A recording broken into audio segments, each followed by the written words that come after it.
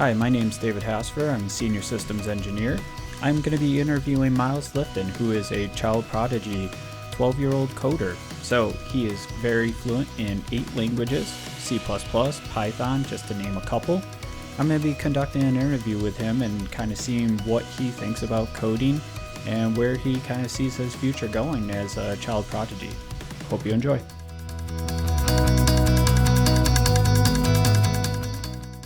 My name's David Hasfurter. I'm a Senior Systems Engineer with TERACAI. I'm here with Miles, who is a 12-year-old coder who just gave a presentation at New York Tech Summit 2019 on coding to a packed house and was really interested and agreed to spend a little bit of time talking a little bit further about what he does and what he might be doing in the future with coding. So welcome, Miles. Appreciate it. So you talked a little bit about coding. You're proficient in many different languages.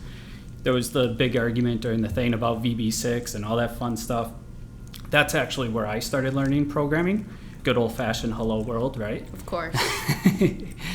Every coder, we all know what hello world stands for, but with VB6, very object-oriented. You mentioned you are not so much into object-oriented coding. Something you were starting to look into, wanted to get into? So I do consider myself proficient in Java, in terms of I can code pretty much everything if I spend enough time doing it, but I still am not the best when it comes to actually understanding the concepts related to object-oriented programming. So for that reason, like I said, I like to learn a lot. If I'm not learning something, then there's no real fun in doing it because you're just doing it to do it. So for that reason, I like to challenge myself. So I've been trying to get into some more object-oriented languages, mainly Java. Okay. I've been coding a lot recently. Yeah, so it seems in the industry, as far as my perspective, right, your lens and your perspective of the industry is definitely a lot different than mine. Of course. Your view is coming in from primarily coding. Mine's coming in more, I would say, consultant type role and seeing the overall industry trends. I see Java more as almost dying a little bit because it was not so friendly with browsers and very easily hacked and manipulated. From your perspective as a coder, what do you kind of see with Java and where it's going? So obviously I don't really know much about the industry. I don't exactly have a job yet. But in terms of Java, I think Java is a great language. I do see what you're saying when you say it's dying. I do definitely see the Java community sort of dying. People are using Java less and less. Personally, I think that's really sad because, like I said, I'm not very good at Java because I don't really know the object-oriented aspects of it. But it is a fun language, objectively, because it's so much different from like the things that you see with something like Python or Nim or Ruby. Okay. It's like a nice change-up. Gotcha. And that's an interesting point. And your main topic and your main conversation was how fast technology is changing, right?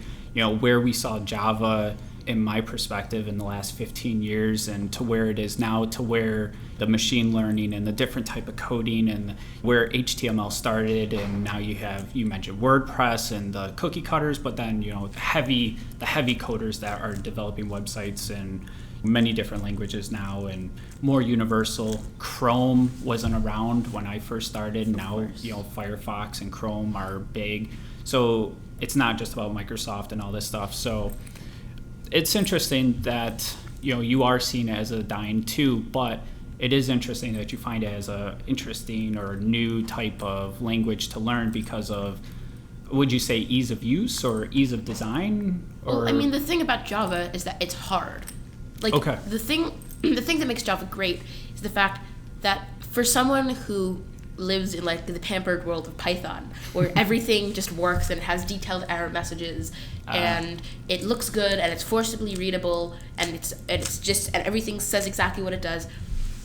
To go into something like Python is a great learning experience, first of all, because it's a great way to sort of like expand your skill set in the sense of starting to get used to more complicated things. That's my first thing that I like about Java.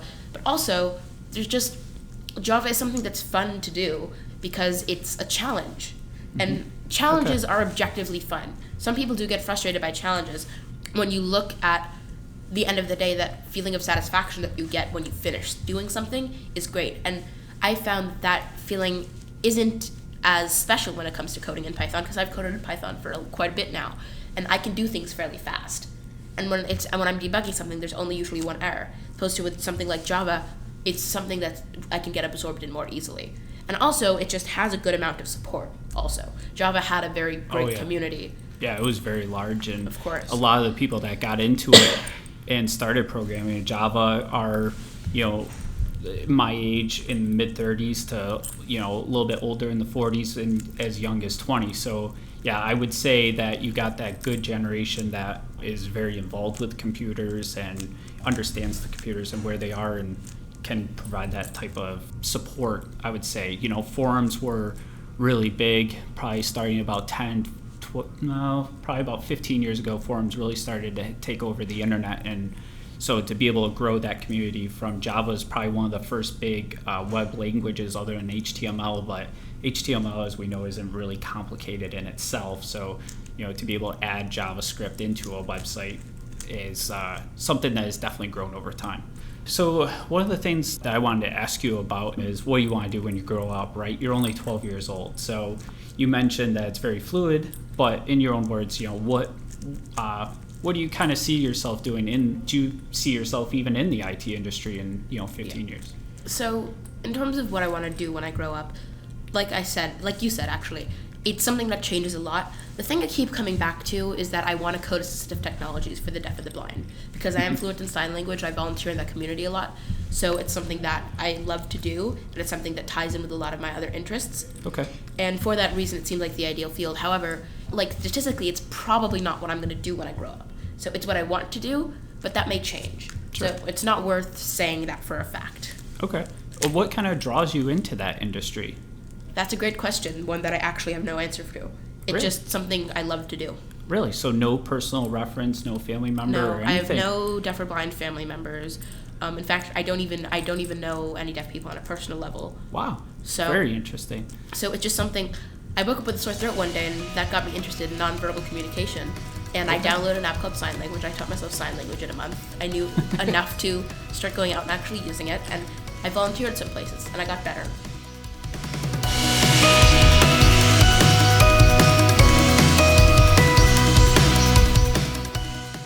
Thank you for listening to that interview with myself, David Hasfurter, interviewing Miles Lifton, the 12-year-old child prodigy at New York's Tech Summit 2019, our 15th year anniversary.